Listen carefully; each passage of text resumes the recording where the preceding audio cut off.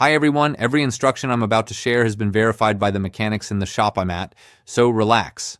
This can be fixed. If your Ford Fusion shows the message, transmission not in park, don't panic or assume you've broken the transmission. What the car is basically saying is, hey, I'm not sure you're actually in park, even if you say you are.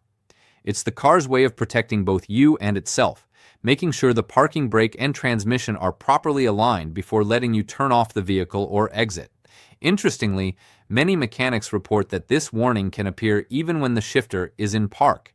It's almost like the car is a little paranoid. Sometimes all it takes is pressing the brake and moving the shifter back into park for a few seconds, and the message goes away. So it doesn't always indicate a serious problem. If the message persists, one of the most common culprits is the cable or bushing connecting the shifter to the transmission. On many Ford Fusion models over the years, this bushing can wear out or shift, causing the car to get the wrong signal and think you're not in park.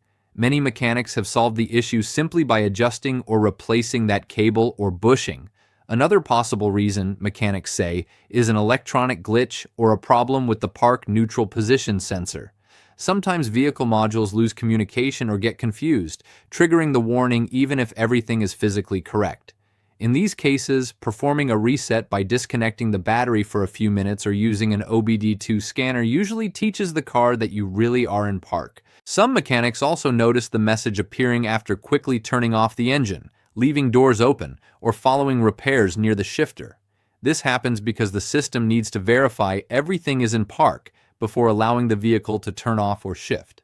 Simply waiting a few seconds and making sure the shifter is fully seated often clears the message.